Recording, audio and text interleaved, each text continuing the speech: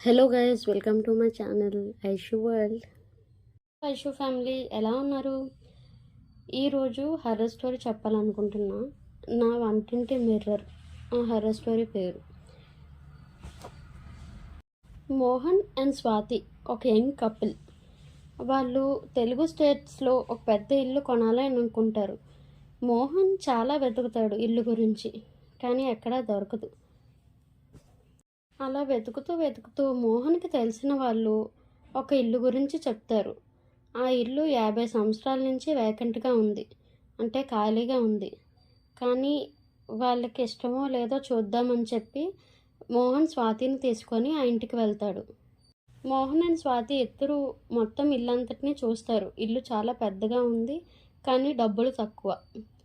అందుకని ఆ 50 సంవత్సరాల నుంచి ఖాళీగా ఉన్నా సరే స్వాతికి బాగా నచ్చుతుంది. అదే కారణంతో మోహన్ స్వాతి కోసం ఆ ఇల్లు కొంటాడు. ఒక మంచి రోజున మోహన్ స్వాతి ఆ ఇంటికి వెళ్తారు. గృహప్రవేశం చేసుకొని ఇంట్లో అందరికీ భోజనాలు పెడతారు. స్వాతి గృహప్రవేశం అయిన తర్వాత ఆ ప్లేట్లు గిన్నెలు అవన్నీ సర్దుకుంటూ ఉంటుంది. ఆ వంటలో ఉన్న ఒక పెద్ద మిర్రర్ ఒకటి ఈ అమ్మాయి కంట పడుతుంది. ఆ పెద్ద మిర్రర్లో ఒక చిన్న అమ్మాయి, 9 ఏళ్ళు ఉంటాయి, పడిపోతున్నట్లు కనిపించింది. స్వాతి చాలా భయపడి బెడ్రూమ్కి పరిగెత్తింది. మోహన్కి చెప్పినప్పుడు నిద్రలో కనపడి ఉంటుందేమో చూడు అన్నాడు మోహన్. నెక్స్ట్ డే మళ్ళీ ఆ మిర్రర్ ఎదురుగా వెళ్ళినప్పుడు నార్మల్గానే ఉంది. ఇంకా స్వాతి కూడా తనే భ్రమపడిందేమో అనుకుంది. కానీ రోజు సాయంత్రం అవ్వగానే చీకటి పడగానే స్వాతి వంటగదిలో ఉన్నప్పుడు ఆ అమ్మాయి మళ్ళీ కనిపిస్తుంది. ఇంకా క్లియర్గా కనిపిస్తుంది.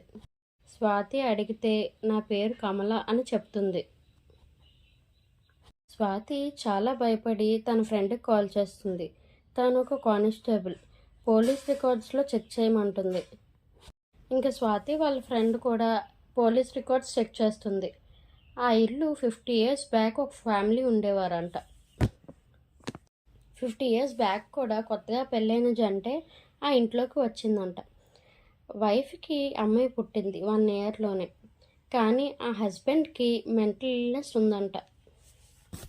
అప్పుడప్పుడు తన వైఫ్తో ప్రేమగా బాగానే ఉండేవాడంట, కానీ కొన్నిసార్లు రాక్షసుడిలా బిహేవ్ చేసేవాడంట. ఏమైందో ఏమో తెలియదు, కానీ వైఫ్ని ఇంట్లో వండొద్దని చెప్పి బయట నుంచి భోజనం తీసుకొచ్చాడంట. అందరూ కూర్చొని భోజనం తింటున్నప్పుడు వంటగదిలోనే వైఫ్ అండ్ 9 ఏళ్ళ కమలాన్ని కూడా చంపేశారు. ఆ మిర్రర్ ఎదురుగానే చంపేశాడంట. స్వాతి చాలా భయపడిపోతుంది. స్వాతి ఆకలేసి వంటింట్లో తినడానికి వెళ్తుంటే మోహన్ ఆ మిర్రర్ ఎదురుగానే ఉంటాడు. ఆ 50-year-old మర్డరస్ హస్బెండ్ నైఫ్తో ఉంటాడు. ఆ హస్బెండ్ మోహన్లా కనిపిస్తుంటాడు. అతను అద్దం పైన రక్తంతో ఇలా రాస్తాడు, నేను వచ్చేసా, నీ ప్రాణం పట్టుకుపోతా అని రాస్తాడు. మీ ఫ్రెండ్స్కి హర్రర్ స్టోరీస్ ఇష్టమైతే వాళ్ళకి ఈ హర్రర్ స్టోరీ షేర్ చేయండి. ఐషు కష్టానికి మోటివేషన్గా సబ్స్క్రైబ్ చేసుకోవచ్చు కదా ప్లీజ్. ఐషు వరల్డ్కి ఫ్యామిలీ అయిపోండి.